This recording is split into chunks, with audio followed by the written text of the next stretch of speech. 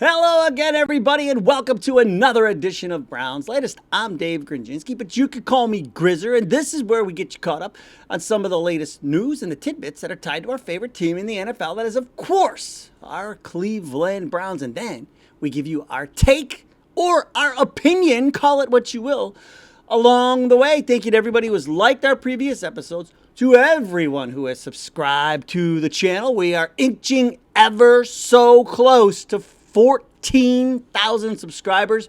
And when we get there, we will change the fit up for just one show. And thank you to everybody who gets your comments down there in the viewer comment section. We have some good ones for you today. And speaking of, on the day after Shedeur Sanders and Denzel Ward got through that flag football nonsense unharmed, and the Cavs pull off a trade for James Harden, which I think will propel them to the NBA Finals.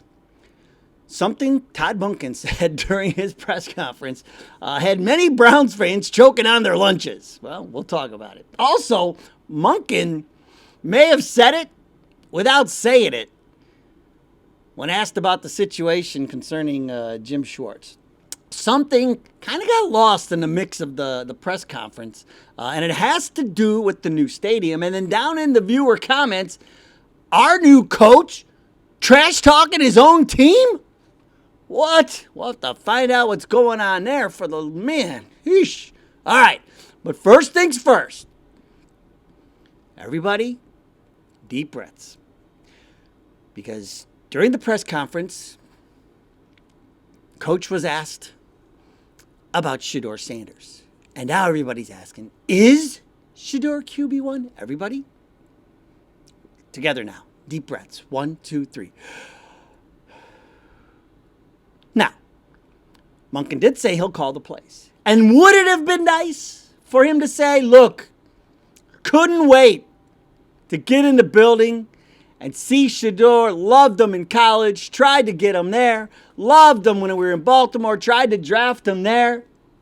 We're going to be a match made in heaven.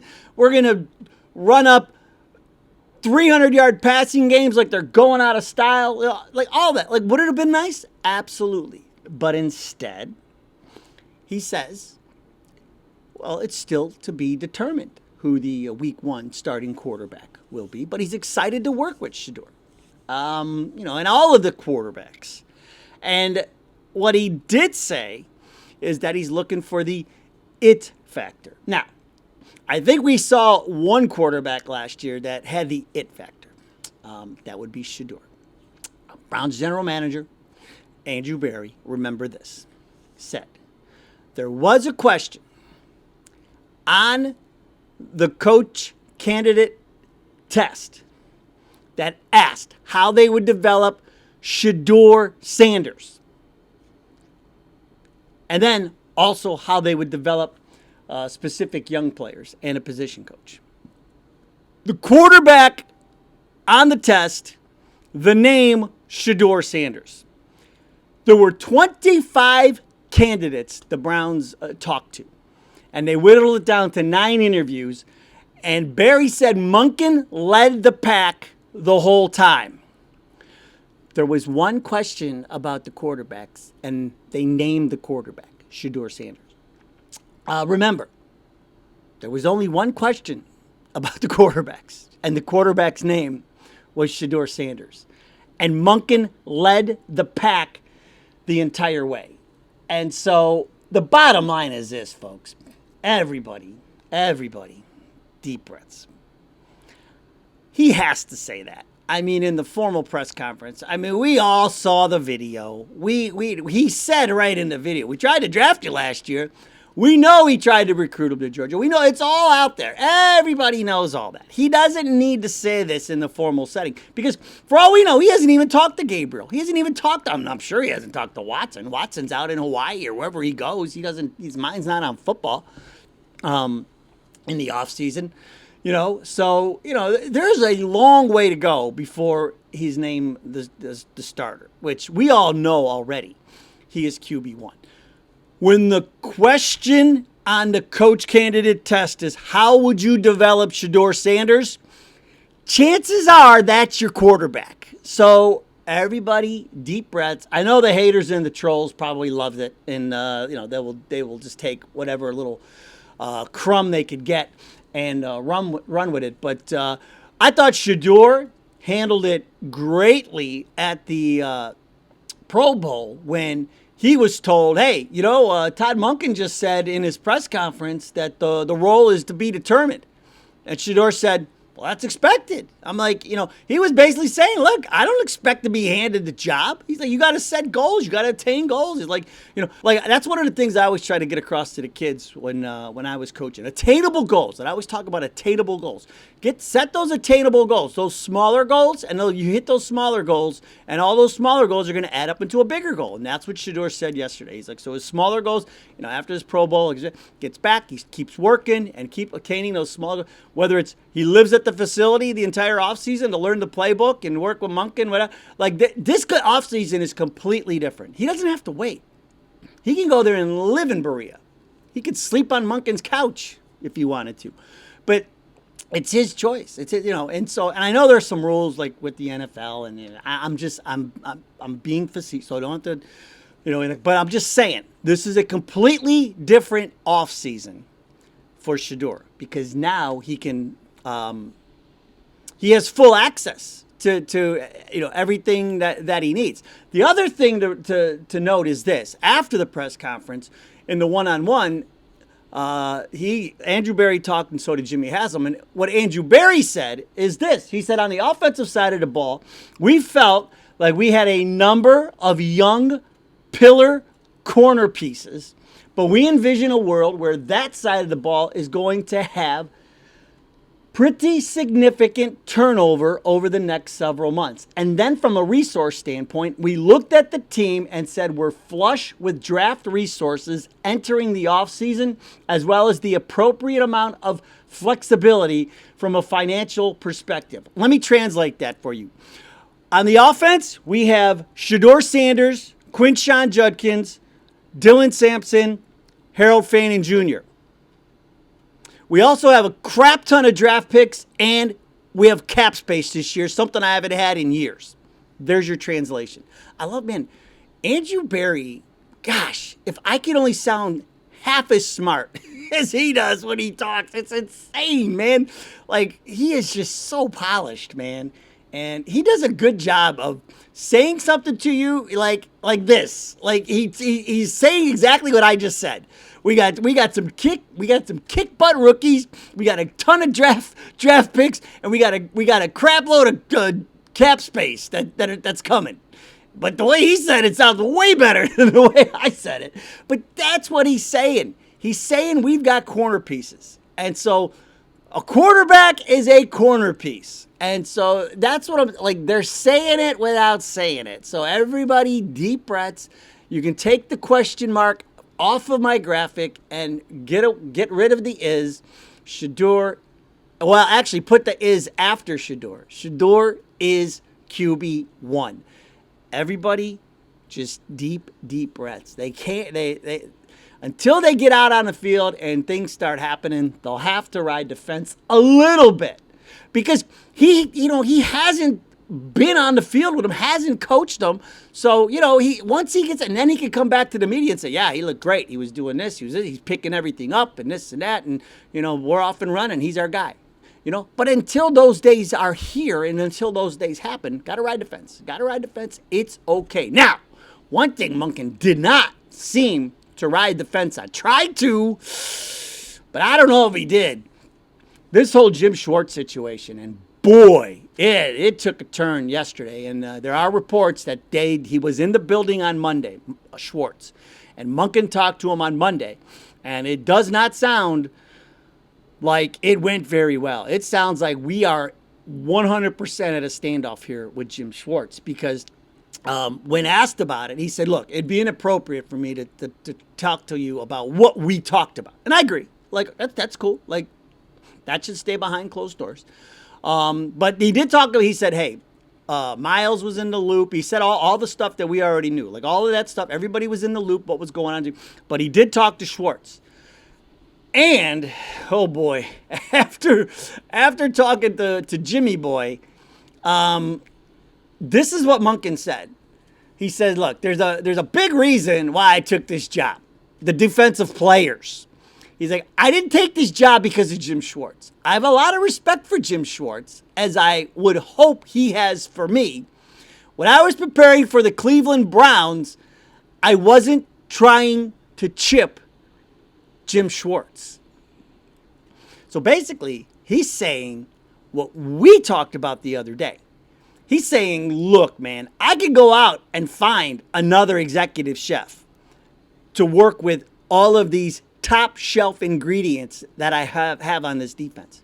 He said, look, I was trying to figure out how to keep 95 at bay. I was trying to figure out how to throw away from 21. I was trying to figure out, the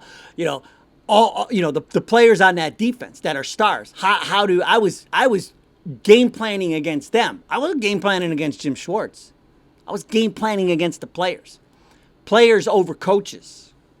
We've heard the phrase players over plays. Get the ball in the hands of your players. Well, Monken was saying, players over Schwartz. And so I don't know, man. I think this is. I'm going to try and help. I hope the Browns are listening, because we now the other thing he said is we're going to look at some names that I think could be some I'll call them quick fixes. If Schwartz isn't coming back, they got to figure this out. He's under contract for 2 years. I don't think there's any going back now. I mean, you got to try and trade him or something. Get a second round pick for him, something.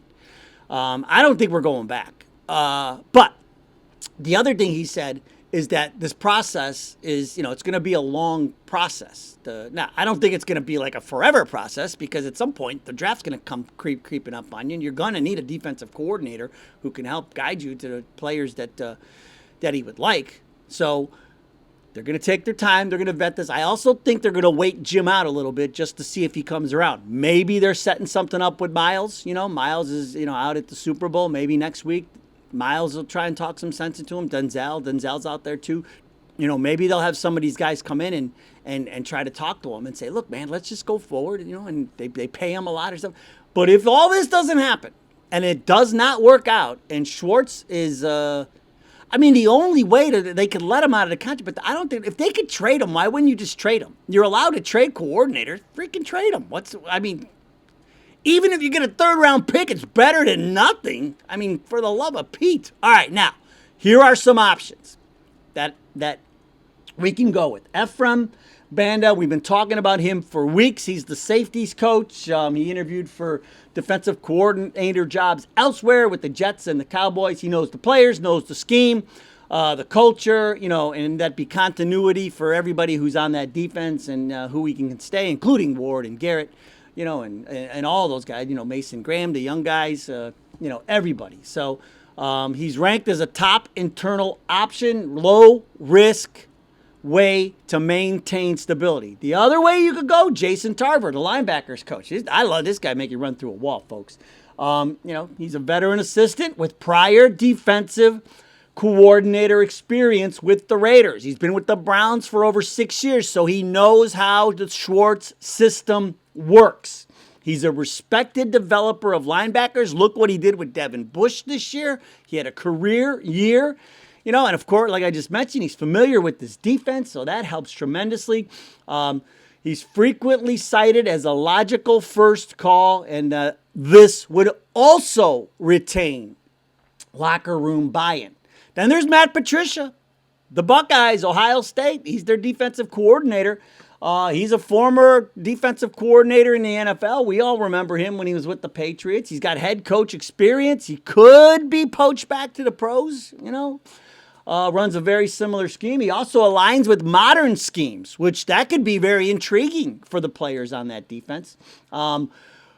because he sees what they, he just has a different perspective. He would bring a different perspective in, same base defense, but different perspective. It could take, like we talked about it the other day, you could find a coach that takes this defense to an even higher level than Schwartz has it. So, he's been in Browns specific discussions. He's only got to drive 2 hours away. He doesn't have to, he's only 2 hours away. So, so those are now. And then there's Zachary Orr. He was fired by the Ravens. If you're looking for a Ravens connection, but I don't know how well this would work because, he would bring that Ravens way discipline and, he's familiar with the scheme and he's got a strong run defense background. There'd be continuity there for Monken, but obviously he'd be brand new for the players. But here's the thing. Here's the problem. This defense, the Ravens defense, struggled a bit last year. Here's Baltimore's defense. This is why he lost his job. 18th in yards allowed, 18th in points against. They gave up over 23 points a game on average. Their pass defense ranked 30th. Not good. Maybe it was the players. I don't know. Maybe if you brought in Orr and you gave them our players, it'd be better. Rushing defense allowed almost 2,000 yards. And their pressure rate, 32%, 29th in the NFL. So Zachary Orr, he's got a good reputation. But last year, Baltimore had problems, man. And like we told you, they had problems on the offensive side of the ball. And they had problems on the defensive side of the ball. Now, the easy thing to do is fire the defensive coordinator. And they did. But I don't know, man. I really lean towards, Banda or Tarver.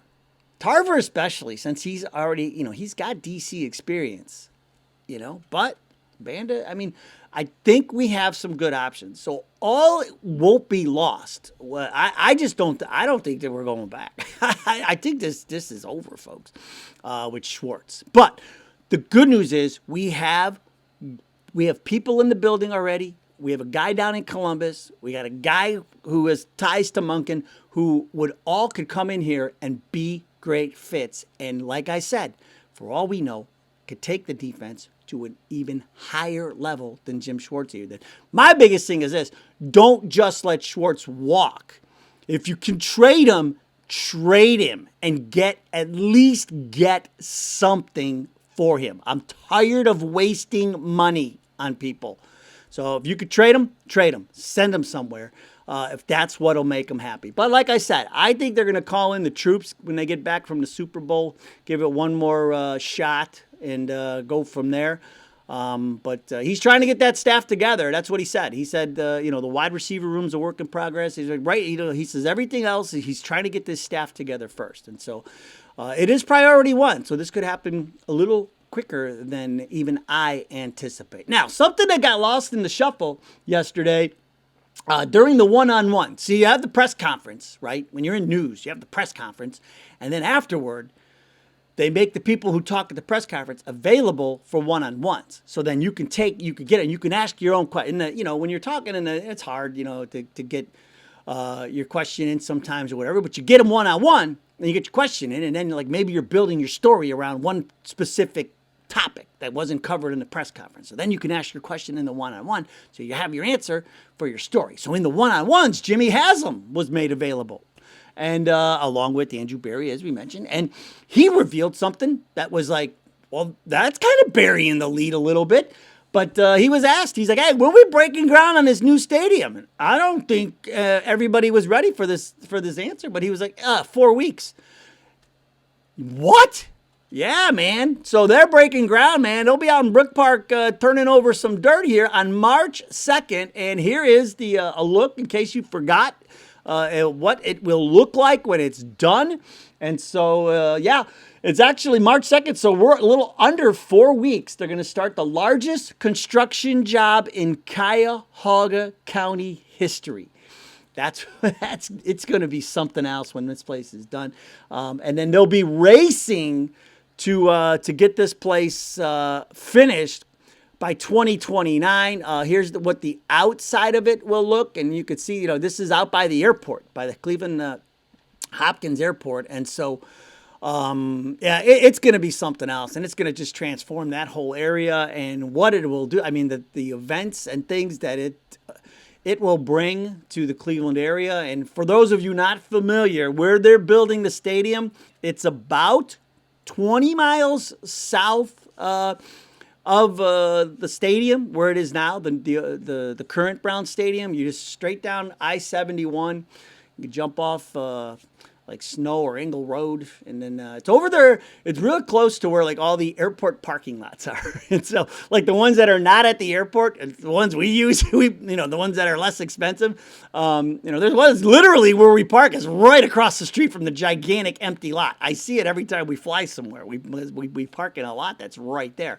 And so it is just going to transform that entire area. It's going to be great when it's done. But March 2nd, they're going to break ground on a new stadium, man. So it's awesome. It's awesome. We need it. We need to get out of that. I think the Art Modell Kerstead ground over there at that stadium on the lakefront, I don't know, man. We need to change it up. We got to get out of there. So it's going to be nice. Now, one thing we don't need to change up are the viewer comments. And we'll start today with Mr. Brownie God 2580, who says, "Hey, Grizz, after seeing him speak, how are you feeling about Todd Monken?" I feel good. Like, I like that he's a straight shooter. I like that he's honest. You can tell how much this job means to him. When he talked about his parents, and I know how he feels, man. I know he wishes his mom and dad were still here so he could see that, see what he has accomplished. I feel the same way about some of the things I do, or my kids, or my brothers and sisters and their kids. And I wish my mom and dad were here to see it. It really, and you could see how much this means to him, and he's got ties to Cleveland. He coached here before. He knows how much people like us, the fans, care. And so I feel really good. I feel like we got real answers yesterday, like the Schwartz answer. Do you think Stefanski would have said anything close to that? He'd have said like, well, I just need to talk better, or like he would have come up with something so ridiculous, But with the Schwartz thing, he was saying it without saying it. He's like, Jim, you're either with us or you're not. So figure it out. You've got over there top shelf liquor. You got top shelf ingredients. You got top shelf whatever. You got Cadillacs and Porsches over there that you can drive. But you don't want to do that? Okay. If you're going to act like this and take your ball and go home, so be it. Because I have no problem moving on. I got guys lining up that would love to work with the best defensive player in the league, that would love to work with the best rookie defensive player in the league, that would love to work with a five-time Pro Bowl cornerback, and the rest goes on and on. Like, who wouldn't want this job? And so that's what he was saying, man. Monken was saying, look, Jimmy boy, if you're either with us or you're not. And so that's what I like about him, man. Like, he's not going to pull any punches. We're all adults here. Let's grow up, Buttercup. I love the scene from Wedding Crashers when they show up to the church and Vince Vaughn wants to change what they're going to be, and Owen Wilson goes off on him. He's like, what are you doing, man? He goes, because I'd love to be pimps from Oakland or cowboys from Arizona. He goes, but it's not Halloween. Grow up, Peter Pan, Count Chocula. Like he starts going off on him.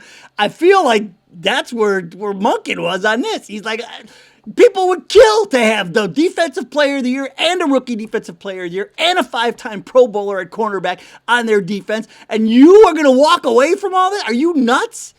That's where I thought he was at. So I do. I feel good about it, Mr. Brownie. I think we're in good hands finally. We have a real football coach. AMG junk removal. So obviously we're doing him a favor. AMG junk removal. Who says, and this is what we teased at the top, he says, one thing I haven't seen you cover about Todd Monken is how he used to trash talk the organization when he was here before. Can you dive into that a bit on whether or not that type of energy is going to be the same thing here if things go south? Well, here's the thing. Monken would talk to opposing coaches on the field. This got out before the games, when he was here in 2019, and he would report, reportedly, allegedly, he would complain about Kitchens and his game plan, his in-game calling. It said it was a total mess, Obviously, he probably wanted to be handling all that, and obviously, he probably didn't want to be a part of this. So in a way, he was quasi, lobbying for a new job when all these other coaches would come in, basically saying, hey, if you got anything open, everybody does that. You got anything open over there, please let me know. But he said that Kitchens would deviate significantly from the prepared game plan, that they put together. I mean, these all sound like problems to me. He was just venting a little bit to his friends. And the behavior framed Monken, though, as venting frustrations about the internal dysfunction, particularly with Kitchens overriding and abandoning the offensive scheme. Now, here's what I'll say about that. Even Monken said yesterday in the press conference, he said, the version of me that you're getting now is way better than the version of me that you would have gotten 10, 15 years ago. So I think what he's saying is, and this is what we talked about, these guys who get a second chance at, the head coaching job. But in this case, it's Monken's first chance.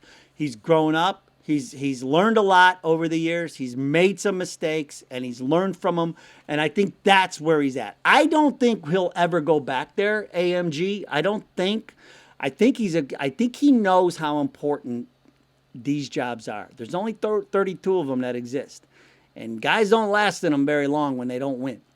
And I don't think you're going to see him doing that. And you saw it yesterday when they said, hey, what did you and Schwartz talk about? He didn't get up there and say, we talked about this day. He said, it'd be inappropriate for me to talk about that. So I think he's learned from all that. I think that was just a younger version of Todd Monken that was frustrated. And like he said yesterday, the version that we're getting is, like he called it, a hell of a lot better than the one from 15 to 20 years ago. So that's what I think, AMG. I think we're okay. I don't think you have to worry about that anymore. Ivy League Mac. Is this like Mattress Mac, the guy who makes the big Super Bowl bets? Are you related, Ivy League Mac? Or is this, could this be Andrew Berry's burner? I don't know. I mean, Harvard guy. Ivy League Mac says Schwartz should go. You can't quit and then still be viewed as dependable. He will stay if afforded the chance, but will quit when the opportunity is ideal for him, not the Browns. You cannot ever trust quitters. Ivy League Mac, I could tell you are an Ivy League person because that was a very smart take. I think that's where we're at. I don't think after yesterday, I think they got them together Monday, and I think they really hoped that on Tuesday, Schwartz was going to be sitting up there with him on his lap, and they would have been hugging and kumbayaing and all that. And that did not happen. The complete opposite happened. And so I think that that's where we're at, Ivy League. I don't think Schwartz is coming back. After that press conference with Monken yesterday, I don't think he's coming back. You need to start looking at alternatives. I think the last-ditch hope, like I said, the players. If the players could go and talk to him and bring him back, that's it. That's your last chance. But still, it seems broken. Is he going to get it, halfway through the season? Is he going to have another hissy fit? I don't know if you can trust it. I'm with you, Ivy League. I think it's time to promote somebody or get Matt Patricia up here.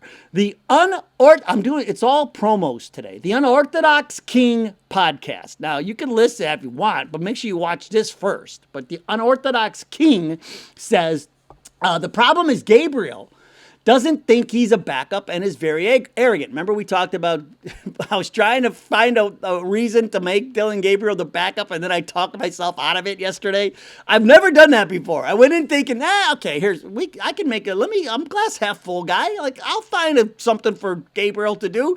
And then the more I talked out loud, I was like, I don't want this. This is not going to work.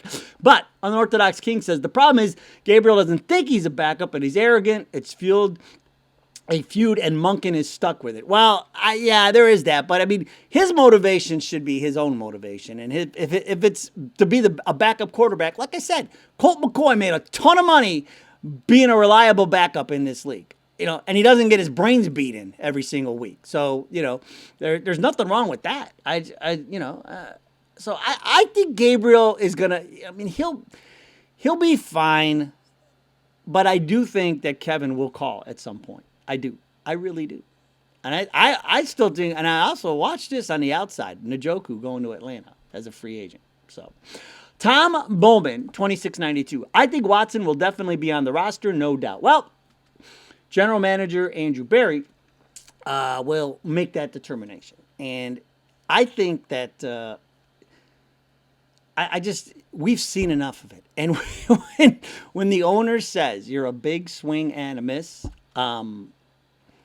it's not a good sign that you're going to be with the team very much longer. And so Barry will crunch the numbers and see what makes sense. And I'm sure that Monken wants to get a look at him at least to see where he's at. But after 2 Achilles, I don't know. Tom Bowman, the only reason he'll be on there would be if he is on the roster, he'll be a backup or an emergency quarterback because they are paying him. I don't see it any way, shape, or form him ever starting for this team again because man was he brutal. Unless he get, I don't know, if he go in Hawaii, does he drink some magical coconut juice or something that turns him into a quarterback again? I don't know. And we will end today with Leon DeBarber Beefcake, who checked back in to explain. Remember we talked about the Brutus DeBarber Beefcake thing yesterday? Leon DeBarber Beefcake says he got his name from Brutus the Barber Beefcake, and Leon is a barber. So there we go. We're all caught up now. It all makes sense. It all comes together. Thank you very much for checking in, Leon. All right, that's going to do it for today's show. Thanks so much for joining us. Plenty of, man, oh man, there's so much to break down today.